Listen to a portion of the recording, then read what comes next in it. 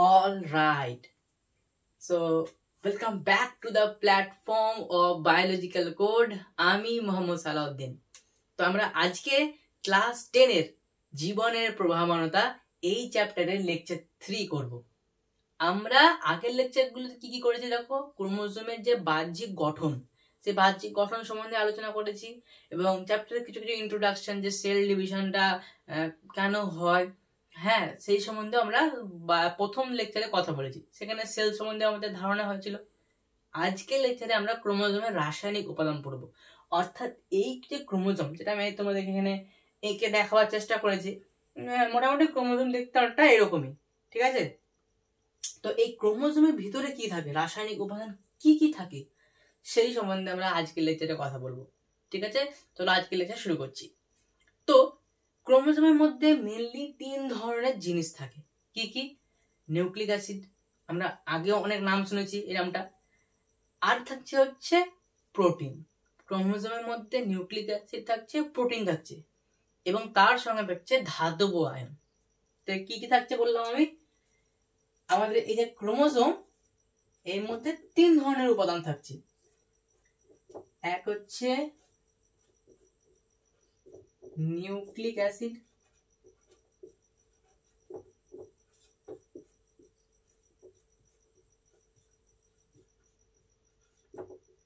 আর হচ্ছে প্রোটিন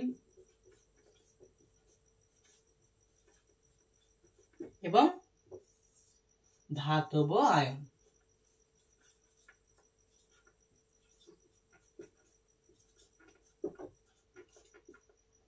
ঠিক আছে? তো এই 3 ধরনের রাসায়নিক উপাদান নিয়ে আমাদের ক্রোমোজোমটা তৈরি হয়েছে। তো আমরা প্রথমে তাহলে কি বললাম, নিউক্লিক অ্যাসিড, প্রোটিন এবং ধাতব আয়ন। তো প্রথমে ধাতব আয়নের কথাতে আসি। তো ক্রোমোজোমের মধ্যে কোন কোন ধাতব আয়ন থাকে? ক্রোমোজোমের মধ্যে থাকছে Mg2+, Ca2+ ও Fe3+। এই 3 ধরনের ধাতব আয়ন থাকছে কি ক্রোমোজোমের মধ্যে প্রেজেন্ট থাকছে। এরা কি করে, এদের কাজটা কি, যে এরা ক্রোমোজোমের যে গঠন, মানে যে দৃঢ়তা, ক্রোমোজোমের যে শরীরটাকে দৃঢ়তা প্রদান করতে হবে, সেটা করছে কে, এই ধাতব আয়নগুলো। ধাতব আয়ন ক্রোমোজোমের দেহটাকে শক্ত পোক্ত, একটু দৃঢ় মজবুত রাখতে সাহায্য করে এবং তার গঠনটাকে কি করে, নির্ণয় করে। ঠিক আছে? তো এই হচ্ছে ধাতব আয়নের কাজ। কি কি থাকছে বললাম, Mg2+, Ca2+ এবং Fe3+। ওকে, ধাতব আয়নের পার্ট আমাদের এখানে কমপ্লিট হয়ে গেল। নেক্সট আমরা কথা বলবো প্রোটিন সম্বন্ধে। তো ক্রোমোজোমের মধ্যে কি থাকছে, 2 ধরনের প্রোটিন থাকছে। কি কি বললাম, ক্রোমোজোমের মধ্যে 2 ধরনের প্রোটিন থাকছে। একটাকে আমরা বলছি হিস্টোন, একটা প্রোটিনকে আমরা বলছি হিস্টোন প্রোটিন, এবং আরেকটা হচ্ছে নন হিস্টোন।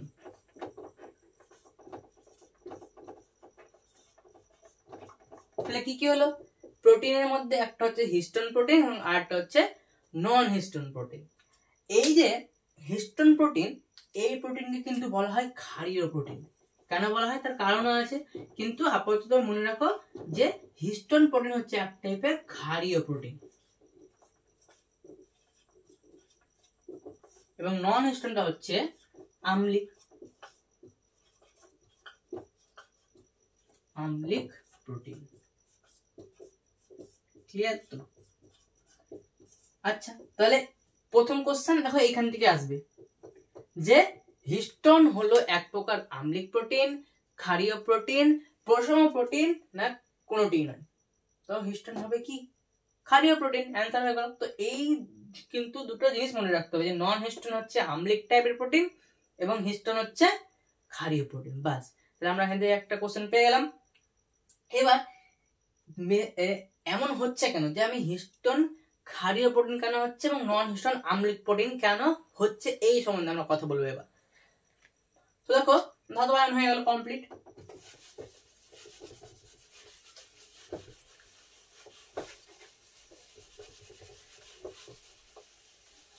এবার আমরা ডিপলি প্রোটিন সম্বন্ধে আলোচনা করবো, যে ক্রোমোজোমের মধ্যে যে প্রোটিন থাকছে সেই প্রোটিন সম্বন্ধে আমরা এবার আলোচনা হবে। তো কি বললাম, এই যে ক্রোমোজোমের ভিতরে যে প্রোটিন থাকে এটা হচ্ছে দুই ধরনের, একটা বললাম হিস্টোন আর একটা হচ্ছে নন হিস্টোন।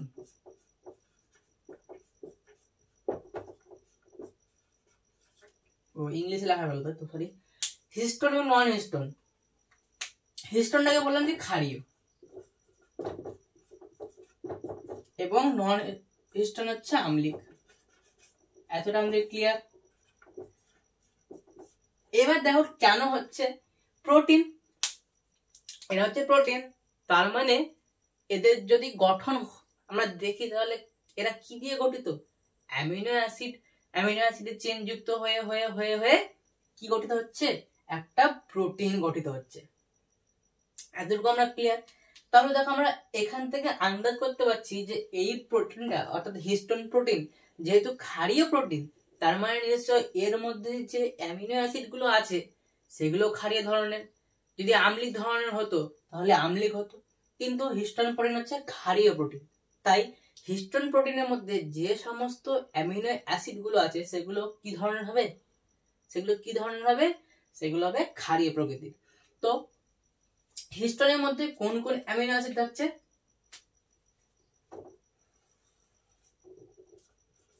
এর মধ্যে থাকছে আর্জিনিন,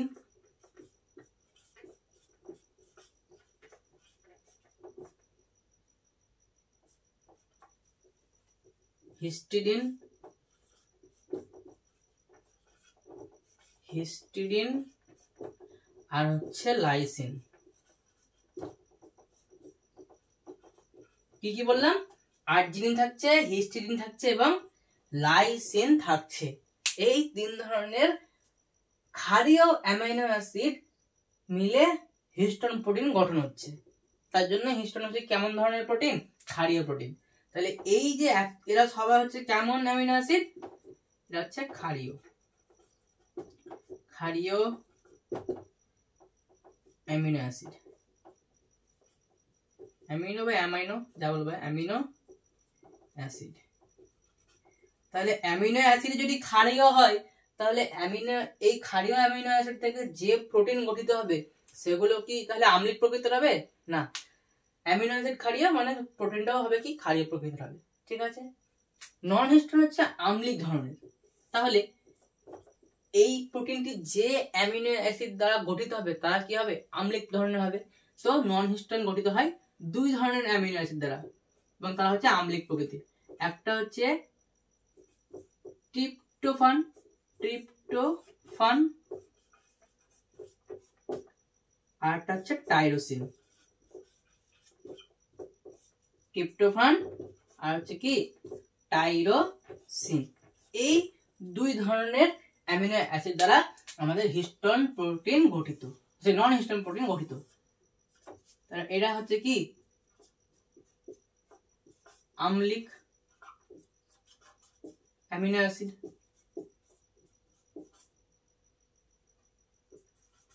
অ্যামিনো অ্যাসিড ক্লিয়ার। তাহলে আমাদের অ্যামিনো অ্যাসিড যদি আম্লিক প্রকৃতির হয় তাহলে স্বাভাবিকভাবে কি হবে? প্রোটিনটাও আম্লিক প্রকৃতিরই হবে, তাই তো? তাই নন হিস্টোন হচ্ছে আম্লিক প্রোটিন এবং হিস্টোন হচ্ছে ক্ষারীয়। বাস। এবার আমরা দেখলাম যে হিস্টোন হচ্ছে ক্ষারীয়, আম্লিক এবং আম্লিক হচ্ছে নন হিস্টোন টাইপ হয়ে গেল। তো এবার আমরা দেখবো যে ক্রোমোজোমের মধ্যে হিস্টোন প্রোটিন কি কি ধরনের থাকে এবং নন হিস্টোন প্রোটিন কি কি ধরনের থাকে। ঠিক আছে, ক্লিয়ার। চল নেক্সট চলে যাই। তো হিস্টোন প্রোটিন ক্রোমোজোমের মধ্যে কি কি থাকে দেখো।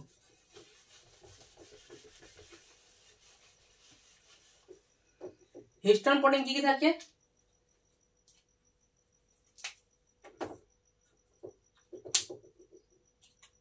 একটা থাকে H1, H2A, H2B, H3 এবং H4। এই কত ধরনের হচ্ছে? 5 ধরনের হিস্টোন প্রোটিন আমাদের ক্রোমোজোমের মধ্যে থাকছে। এবং নন হিস্টোন কি কি থাকছে?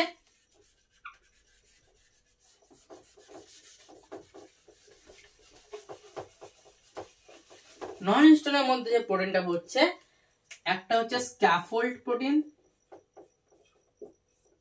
একটা হচ্ছে স্ক্যাফোল্ড প্রোটিন থাকছে যেটা নন হিস্টোন টাইপের, এবং আরেকটা থাকছে হচ্ছে হাই ইমবিলিটি গ্রুপ যুক্ত প্রোটিন, হাই ইমবিলিটি। এগুলো তোমাদের অতটা গুরুত্বপূর্ণ নয়, তবু আমি বলে দিচ্ছি যেহেতু তোমাদের বুকে আছে এক জায়গা করে হালকা করে। তো স্ক্যাফোল্ড প্রোটিন থাকছে এবং আটা হচ্ছে হাই ইমবিলিটি গ্রুপ যুক্ত প্রোটিন।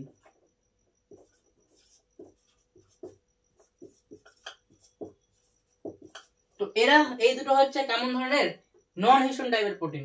এবং এই যে H1, H2A, H2B, H3, H4 এগুলো হচ্ছে হিস্টোন টাইপের প্রোটিন। এটা হচ্ছে নন হিস্টোন এবং এটা হচ্ছে হিস্টোন, যেগুলো ক্রোমোজোমের মধ্যে থাকছে।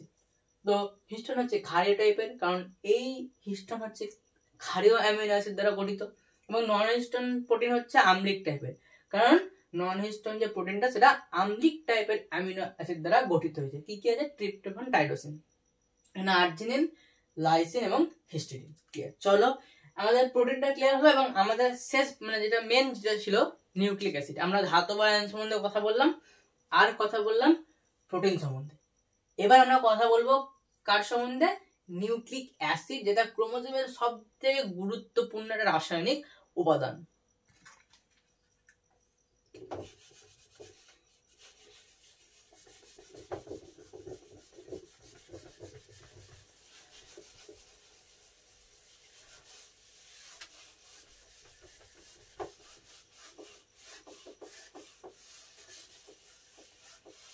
ওকে, চলো আমরা এবার দেখব নিউক্লিক অ্যাসিড।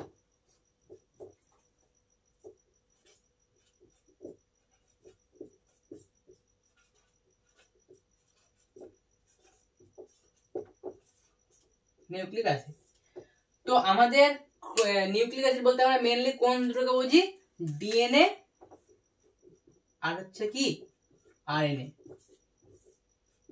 এই দুটো আছে নিউক্লিক অ্যাসিড,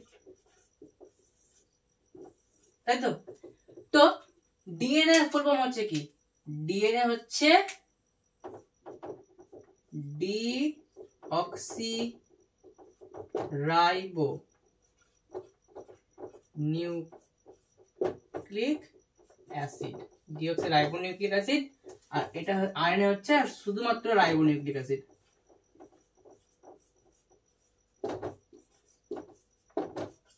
তাই তো, ডিএনএ হচ্ছে ডিঅক্সিরাইবো নিউক্লিক অ্যাসিড এবং আরএনএ হচ্ছে রাইবো নিউক্লিক অ্যাসিড। তো নামেরও কেন নামকরণ এরকম হয়েছে সেটারও কারণ আছে, আমরা পরে বলবো।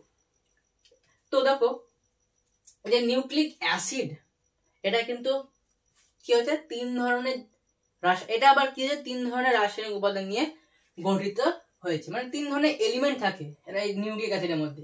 এবার নিউক্লিক অ্যাসিড হলো ডিএনএও, আবার নিউক্লিক অ্যাসিড আরএনএও, দুজনকে তো আমরা নিউক্লিক অ্যাসিড বলছি।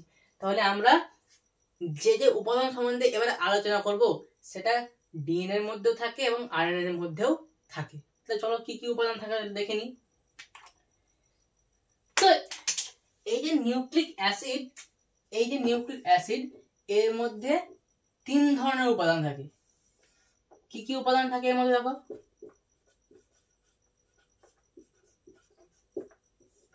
এক নম্বর হচ্ছে পেন্টোজ শর্করা,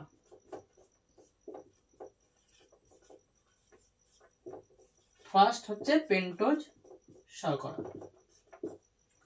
দ্বিতীয় নাম্বার হচ্ছে নাইট্রোজেন বেস বা নাইট্রোজেন ক্ষার, বেস বা ক্ষার।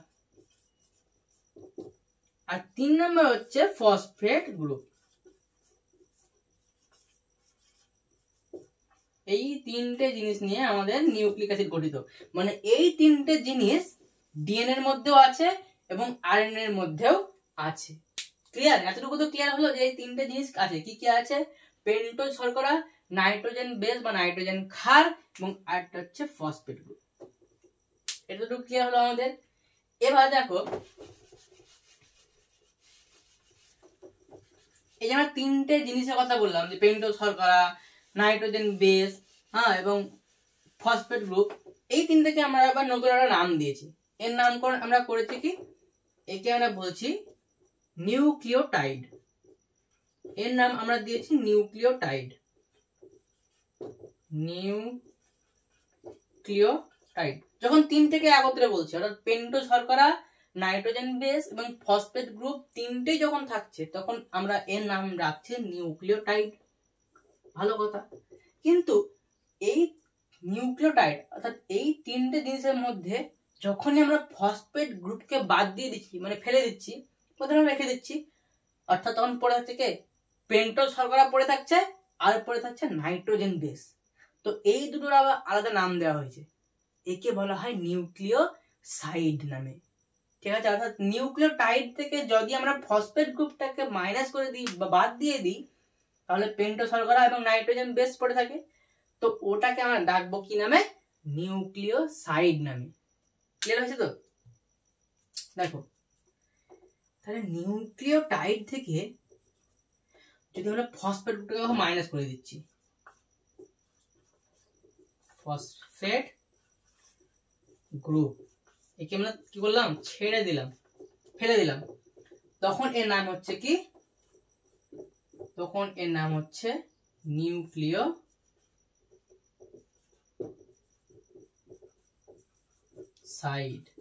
ক্লিয়ার হলো তো?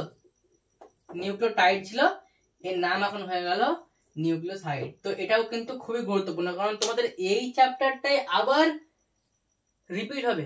কখন? ক্লাস 11-এ যাবে। 11-এ তোমাদের বায়োলজিতে দেখবে বায়ো মলিকিউলস বলে একটা চ্যাপ্টার পাবে, সেখানে তোমরা আবার এই জিনিসগুলো পড়বে। 12-এ যখন উঠবে তখন কেমিস্ট্রিতে একটা চ্যাপ্টার আছে বায়োমলিকিউলস বলে, কেমিস্ট্রিতেও বায়োলজি থাকবে তখন, এই একটা চ্যাপ্টারই, কিন্তু তোমাদেরকে এই জিনিস আবার পড়তে হবে। তো ক্লাস 10-এ একবার ভালো করে পড়ে নাও, তাহলে তোমাদের ওই দুটো ক্লাসে এই জিনিস নিয়ে আর খাটতে হবে না। তাই তো? ক্লিয়ার? তো আমাদেরকে নিউক্লিওটাইড এবং নিউক্লিওসাইডের কনসেপ্ট কিন্তু ক্লিয়ার রাখতে হবে। অনেকে কিন্তু কি করে, এই তিনটে জিনিসকে নিউক্লিওসাইড বলে দেয় এবং ফসফেট গ্রুপকে বাদ দিলে তখন তাকে বলে নিউক্লিওটাইড, কিন্তু তা না।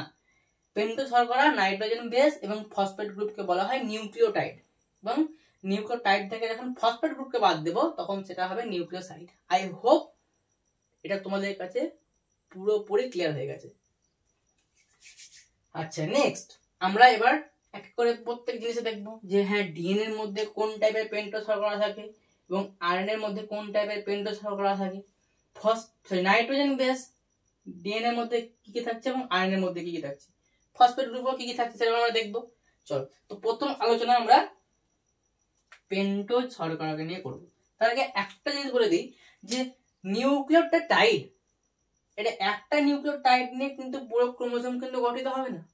অনেক নিউক্লিওটাইডের চেন মিলে মিলে মিলে মিলে তৈরি করে কি পুরো ক্রোমোসোম, মানে পুরো টোটাল একটা দড়ি তৈরি করছে। মানে আমি যদি এখান থেকে, আমি আগে প্রথম ক্লাসে দেখেছিলাম যে আমি এইখান থেকে একটা যদি দড়িকে টেনে বার করে দিই বা সুতোর মতো অংশকে টেনে বার করে দিই, তাহলে আমরা এরকম টাইপের একটা গঠন দেখতে পাবো। এবং এটাই হচ্ছিল কি আমাদের ডিএনএ। ক্লিয়ার ছিল তো? এর মাঝে আমরা এখানে দেখতে পাচ্ছিলাম সুতোর মতো বল। তো এটাই ছিল কি নিউক্লিওটাইড ছিল। তো একটা নিউক্লিওটাইড দিয়ে কিন্তু কখনোই পুরো ক্রোমোসোম গঠন হবে না, অনেক নিউক্লিওটাইড লাগবে। তো এই যে নিউক্লিওটাইড, একটা নিউক্লিওটাইড তার সঙ্গে একটা নিউক্লিওটাইড জুড়ে জুড়ে ক্রোমোসোম তৈরি করছে। তো নিউক্লিওটাইড গুলো যুক্ত থাকে কিসের দ্বারা? নিউক্লিওটাইড গুলো যুক্ত থাকছে ফসফোডাইএস্টার বন্ড দ্বারা। এটাও একটা কোশ্চেন। তাহলে নিউক্লিওটাইড গুলো পরস্পর ফসফোডাইএস্টার বন্ড দ্বারা যুক্ত হয়ে এটা গঠন করছে কি ক্রোমোসোম, মানে পলি নিউক্লিওটাইড। এক কথায় যেমন অ্যামিনো অ্যাসিড গুলো যুক্ত হয়ে হয়ে প্রোটিন তৈরি করে, তেমন নিউক্লিওটাইড গুলো যুক্ত হয়ে হয়ে পলি তৈরি করছে, পলি। ঠিক আছে? পলি নিউক্লিওটাইড। তাহলে কি হলো?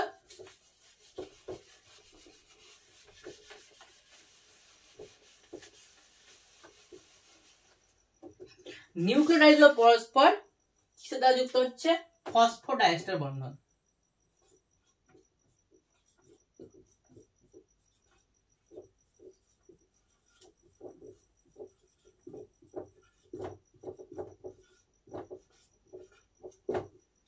নিউক্লিওটাইড গুলি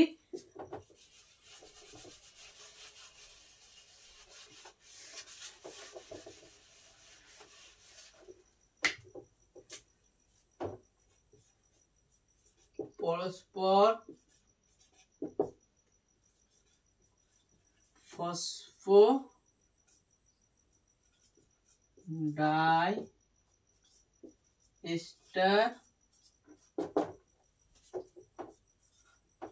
বন্ধন দ্বারা যুক্ত হয় বা যুক্ত হয়ে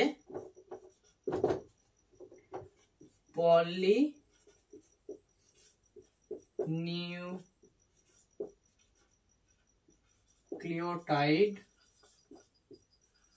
চেন বা শৃঙ্খল গঠন করে।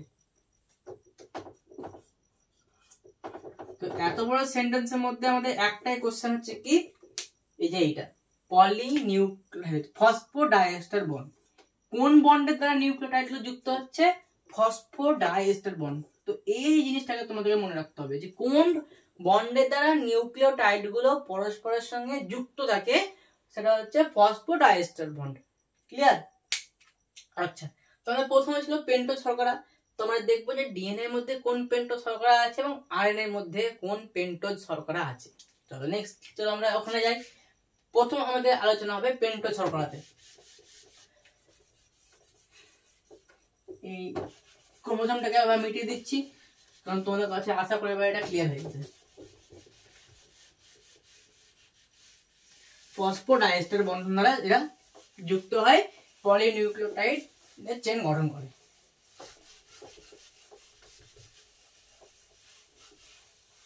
আচ্ছা, তো প্রথমে আমরা কথা বলবো পেন্টোজ শর্করাকে নিয়ে।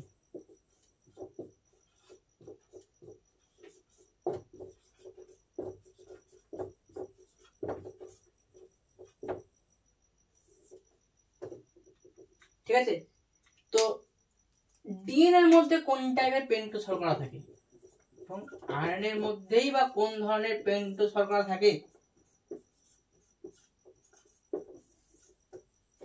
সেই নিয়ে আমাদের কথা হবে।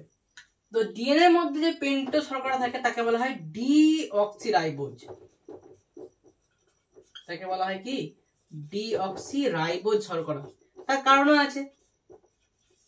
দেখো প্রথমত নাম দেখো, টার্ম কি বলছে লক্ষ্য করো। পেন্টোজ বলছে মানে কি, যে সুগারটা আছে সেটা 5 কার্বন যুক্ত। এবার তার ডিএনএ তেও যে সুগার আছে সেটাও 5 কার্বন যুক্ত হবে, আরএনএ তে যেটা আছে সেটাও 5 কার্বন যুক্ত হবে, কারণ দুজনের মধ্যেই পেন্টোজ শর্করা আছে, কারোর কাছে কার্বন কম নেই। তো ডিএনএ এর কাছে বা আরএনএ এর কাছে যাই হোক, দুজনের কাছে যে সুগারটা আছে সেটা হচ্ছে 5 কার্বন যুক্ত। কিন্তু ডিএনএ এর ক্ষেত্রে ব্যাপারটা কি হয়ে যায়, যে ডিএনএ এর যে সুগার যেটা আছে সেই সুগারের দ্বিতীয় কার্বনের অক্সিজেনটা চলে যায়, দ্বিতীয় কার্বনের যে অক্সিজেন থাকে সেটা ডিলিট হয়ে যায়। তাই কার ডিলিট হচ্ছে? কে চলে যাচ্ছে? অক্সিজেন চলে যাচ্ছে। তাই আমরা কি নিয়েছি এখানে? অক্সি নিয়েছি, অক্সিজেনের অক্সিজেন নিয়েছি। এবং স্যার তার কি হচ্ছে? ডিলিটেশন ঘটছে, সে চলে যাচ্ছে, তাই ডিলিটেশনের ডি। তাই ডিএনএ এর যে রাইবোজ শর্করা থাকে সেই রাইবোজ শর্করাতে অক্সিজেনের ডিলিট হয়, তাই ডিএনএ রাইবোজ শর্করাটা হচ্ছে ডিঅক্সিরাইবোজ শর্করা। এবং আরএনএ তে যেহেতু আমাদের অক্সিজেনের ডিলিট হয় না, তাই আরএনএ যে শর্করা থাকে সেই আরএনএ শর্করাটা হচ্ছে রাইবোজ শর্করা। কি শর্করা? আরএনএ এর পেন্টোজ শর্করাটা হচ্ছে রাইবোজ শর্করা। এটা তোমরা একবার ভালো করে দেখো।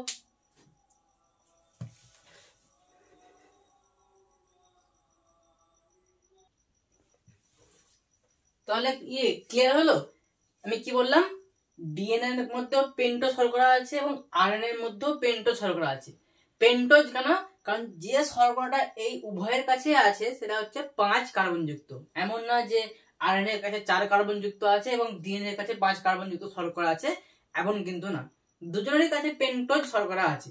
কিন্তু ব্যাপারটা হয়ে যায় কি, ডিএনএ এর যে পেন্টোজ শর্করা আছে 5টা কার্বন, কিন্তু দ্বিতীয় নম্বর কার্বনে এসে দ্বিতীয় নম্বর কার্বনের একটা অক্সিজেন থাকে, কিন্তু ওই অক্সিজেনটা ডিলিট হয়ে যায়। মানে যে অক্সিজেনটা থাকার কথা ছিল সেটা কিন্তু ডিএনএ এর শর্করাতে থাকে না। যেহেতু কার ডিলিট হচ্ছে, হয় অক্সিজেনের ডিলিট হচ্ছে। মোবাইলে যেমন আমরা কোনো কিছু ডিলিট করে দিই, তো এখানে কি হচ্ছে? অক্সিজেনের ডিলিটেশন ঘটছে, অক্সিজেন চলে যাচ্ছে, তাই অক্সিজেনের অক্সিজেন আমরা নিয়েছি। অক্সিজেনের অক্সিটা নেওয়া হয়েছে এবং যেহেতু ডিলিটেশন ঘটছে, এর ডিলিট হচ্ছে, চলে যাচ্ছে, তাই ডিঅক্সি, এভাবে তোমরা মনে রাখবে, ঠিক আছে। এবং যেহেতু রাইবোজ শর্করাতে এরকম ঘটছে, রাইবোজ শর্করাতে দ্বিতীয় নাম্বারেতে অক্সিজেনের ডিলিটেশন ঘটছে, তাই ডিএনএ শর্করাটা হচ্ছে ডিঅক্সিরাইবোজ, ঠিক আছে। এটা তোমার আশা করি ক্লিয়ার হলো। এবং আয়নের ক্ষেত্রে যেহেতু কিছুই হয় না, রাইবোজ শর্করাটা স্বাভাবিকভাবে আয়নের ক্ষেত্রে প্রেজেন্ট থাকে, কোনো ডিলিটেশন কোনো কিচ্ছু হয় না, তাই আয়নের ক্ষেত্রে রাইবোজ শর্করা। কিন্তু ডিএনএ এর ক্ষেত্রে অক্সিজেনের ডিলিট হয়, তাই জন্য ডিএনএ শর্করাটা হচ্ছে ডিঅক্সিরাইবোজ। যদি ডিলিট না হতো তাহলে এর কাছেও সে রাইবোজ শর্করা থাকতো, কিন্তু দ্বিতীয় নাম্বার কার্বনে অক্সিজেনের ডিলিট হওয়ার জন্য সেটা হচ্ছে কি ডিঅক্সিরাইবোজ, ঠিক আছে। তো এটা একটা কোশ্চেন, এবং এটাও একটা কোশ্চেন যে আরএনএ এর মধ্যে কোন ধরনের শর্করা থাকে এবং ডিএনএ এর মধ্যে কোন ধরনের শর্করা প্রেজেন্ট থাকে। তাই জন্য দেখবে আমরা ডিএনএ কে কি বলি, ডিঅক্সিরাইবোনিউক্লিক অ্যাসিড, আর আরএনএ কে কি বলি, রাইবোনিউক্লিক অ্যাসিড। ডিঅক্সিরাইবোনিউক্লিক অ্যাসিড এর জন্য হয়েছে কারণ এর মধ্যে ডিঅক্সিরাইবোজ শর্করা থাকে এবং আরএনএ এর ক্ষেত্রে রাইবোজ শর্করা থাকে, তাই ডিএনএ এর নাম হচ্ছে ডিঅক্সিরাইবোজ এবং আরএনএ হচ্ছে রাইবোজ শর্করা থাকার জন্য রাইবোনিউক্লিক অ্যাসিড, তার জন্য নামটা এরকম। তাহলে আমি একটু কি বললাম যে নামকরণটা এমন কেন হয়েছে সেটা তোমাদের কাছে আশা করি এখন ক্লিয়ার হলো, যে তাদের শর্করার পার্থক্যের জন্য নামটা এরকম হয়েছে। ডিএনএ এর ক্ষেত্রে ডিঅক্সিরাইবোজ শর্করা আছে, তাই ডিএনএ নাম হচ্ছে কি ডিঅক্সিরাইবোনিউক্লিক অ্যাসিড, এবং আরএনএ এর কাছে রাইবোজ শর্করা আছে, তাই আরএনএ এর নাম হচ্ছে রাইবোনিউক্লিক অ্যাসিড, ক্লিয়ার। এবার আমরা নেক্সট চলে যাবো হচ্ছে কোথায় ছিল, নাইট্রোজেন বেস ছিল আমাদের, এখানে ছিল নাইট্রোজেন বেস, তার আগে আমি পেন্টোজ শর্করা লিখেছিলাম। তো পেন্টোজ শর্করা আমাদের কমপ্লিট হলো, এবার আমরা নেক্সট যাবো নাইট্রোজেন বেসে, চলো।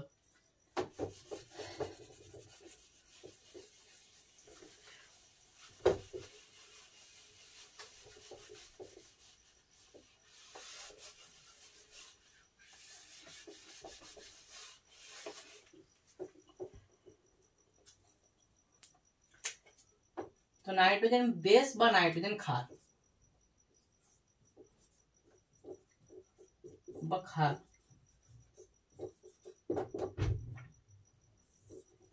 তো এই যে নাইট্রোজেন বেস এটা দুই ধরনের হয়।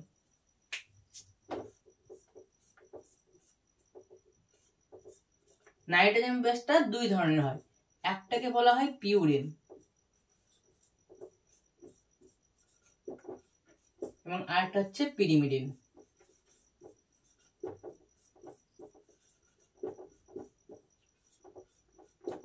একটা নাইট্রোজেন বেস আমরা দুটো ভাগ করছি, একটা হচ্ছে পিউরিন এবং আরেকটা হচ্ছে কি পিরিমিডিন। এটা ক্লিয়ার হলো তো? এবার পিউরিন কে কে আছে এবং পিরিমিডিন কে কে হয় সেটা আমরা দেখবো। দেখো, পিউরিনের মধ্যে পড়ছে অ্যাডেনিন এবং গুয়ানিন, এবং পিরিমিডিনের মধ্যে পড়ছে থাইমিন, সাইটোসিন এবং হচ্ছে ইউরাসিন। আমি এখানে লিখে দিচ্ছি, এই মানে হচ্ছে অ্যাডেনিন,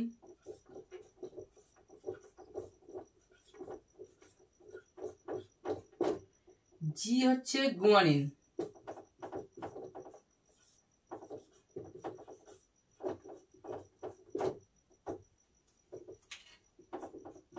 টি মানে হচ্ছে থাইমিন,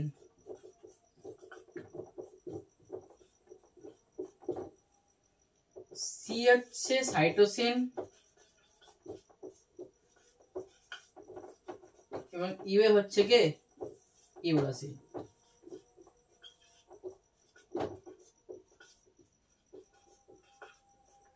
ইউরাসিন এটা ভাষ্য।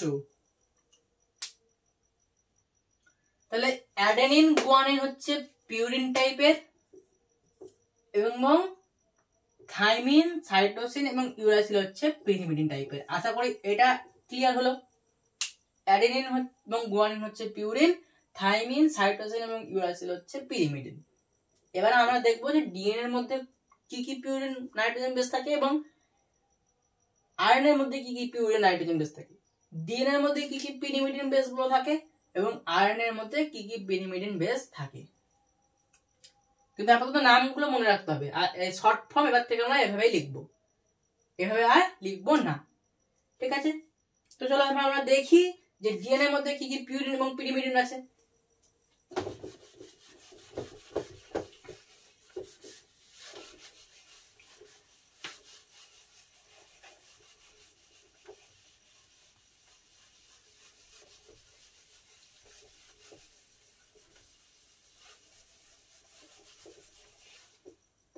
তো নাইট্রোজেন বেস, একদিকে লেখো ডিএনএ আর একদিকে হবে আরএনএ। আমরা এটাকে নাইট্রোজেন বেসের সাথে ভাগ করছি। দেখো তো ডিএনএ এর মধ্যে পিউরিন কি কি আছে এবং ডিএনএ এর মধ্যে পিরিমিডিন বা কি কি আছে।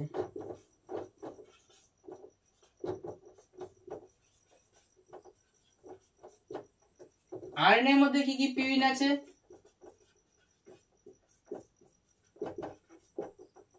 এবং কি কি পিরিমিডিন আছে।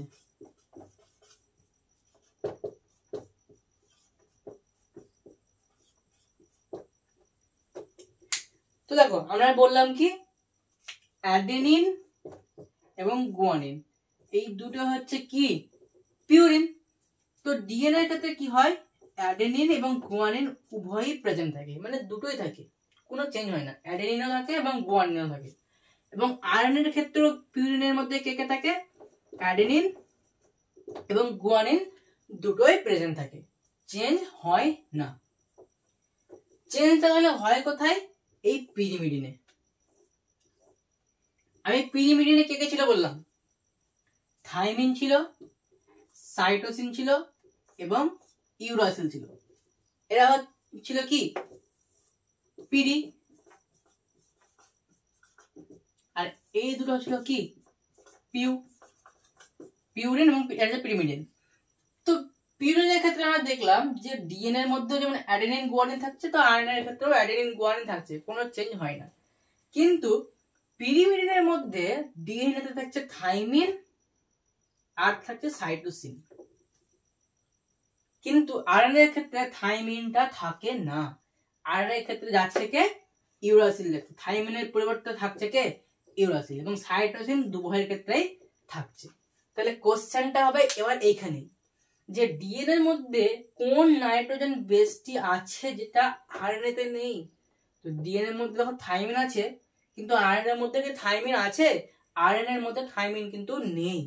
এটা একটা কোশ্চেন, বা এটাকে ঘুরিয়েও দিতে পারে যে আরএনএ এর মধ্যে কোন নাইট্রোজেন বেসটি আছে যেটা ডিএনএ তে নেই। তাহলে অ্যান্সার হবে কি ইউরাসিল। ইউরাসিলটা আরএনএ এর মধ্যে আছে, কিন্তু ডিএনএ এর মধ্যে কি আছে, ডিএনএ এর মধ্যে নেই। তাহলে বাস এটা একটা প্রশ্ন হয়ে গেল। আই হোপ এটা ক্লিয়ার তোমরা।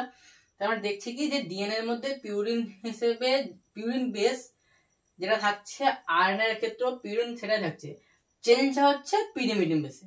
ডিএনএ এর ক্ষেত্রে থাইমিন থাকছে, আরএনএ এর ক্ষেত্রে থাইমিন থাকে না। আবার আরএনএ এর ক্ষেত্রে ইউরাসিল থাকছে, কিন্তু ডিএনএ এর ক্ষেত্রে ইউরাসিল থাকে না। এটা হবে কোশ্চেন, যেটা ব্যতিক্রম থাকবে সেটাই কিন্তু কি দেবে এখানে কোশ্চেন দেবে, মানে কোশ্চেনটা এটাই, আর কোনো কোশ্চেন এখান থেকে আসবে না এই জায়গাটা থেকে। তো কিন্তু এবার ফান্ডটা হয়ে থাকতো কি, এটা ব্যাপারটা কি হয়, এই যে অ্যাডেনিন তো কি করে থাইমিনের সঙ্গে বন্ড করে, অ্যাডেনিন থাইমিনের সঙ্গে কিন্তু কি করবে বন্ড করবে, অ্যাডেনিন থাইমিনের সঙ্গে বন্ড করবে, কি বন্ড, ডাবল বন্ড। এবং গুয়ানিন কার সঙ্গে বন্ড করবে, সাইটোসিনের সঙ্গে ট্রিপল বন্ড করবে। অ্যাডেনিন থাইমিনের সঙ্গে ডাবল বন্ড, গুয়ানিন সাইটোসিনের সঙ্গে ট্রিপল বন্ড। আবার একটা কোশ্চেন চলে এলো, অ্যাডেনিনের সঙ্গে থাইমিনের কি বন্ড হয়, ডাবল বন্ড অর্থাৎ দ্বিবন্ধন হয়, এবং গুয়ানিনের সঙ্গে সাইটোসিনের হয় ত্রিবন্ধন, ট্রিপল বন্ড, ঠিক আছে। তো এই যে বন্ডটা আমি এখানে দিয়েছি, এটা কি টাইপের বন্ড, এটা হচ্ছে হাইড্রোজেন বন্ধন।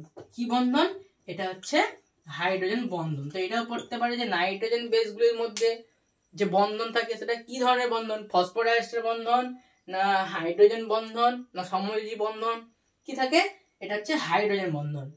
নাইট্রোজেন বেসগুলোর মধ্যে কি বন্ধন থাকে, হাইড্রোজেন বন্ধন থাকে। এটা হাই অফ ক্লিয়ার। তো একই রকম ভাবে দেখো এখানে কি হবে, গুয়ানিনের সঙ্গে সাইটোসিনের এখানেও হবে কি ট্রিপল বন্ড হবে।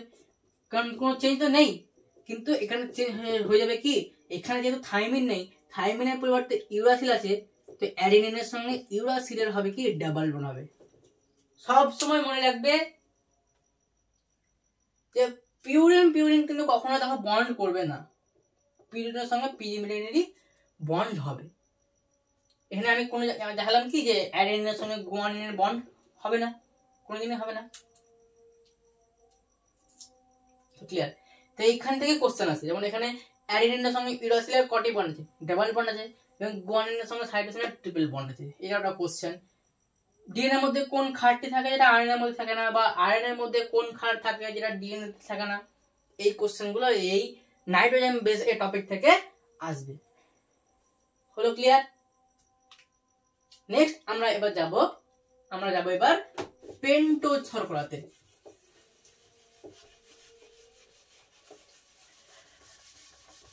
পেন্টোজ বলছি, ফসফেট গ্রুপে যাবো। পেন্টোজ শর্করাতে আমরা পড়লাম, ফসফেট গ্রুপে যাব।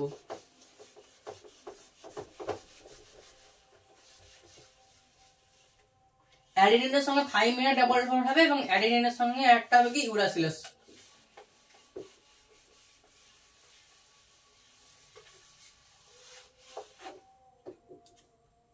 এবার আমরা কথা বলবো ফসফেট গ্রুপ।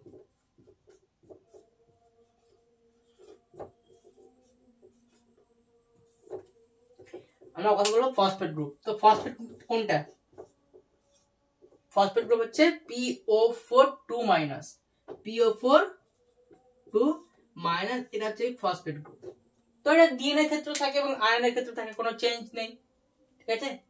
এবার মধ্যে কথা আছে যে ফসফেট গ্রুপটা যুক্ত হবে কার সঙ্গে, তো ফসফেট গ্রুপ এটা যুক্ত হয় ডাইরেক্ট কার সঙ্গে যুক্ত হয়, ফসফেট গ্রুপটা যুক্ত হয় সুগারের সঙ্গে। কার সঙ্গে যুক্ত হচ্ছে, পেন্টোজ যে সুগারটা থাকে ডিএনএ এবং আরএনএ এর মধ্যে, পেন্টোজ সুগারের সঙ্গে যুক্ত হয়। তো এটা কার সঙ্গে যুক্ত হচ্ছে, আমাদের ফসফেট গ্রুপটা যুক্ত হচ্ছে পেন্টোজ সুগারের সঙ্গে। এবং এটা কি গঠন করছে, এটা গঠন করে সুগার ফসফেট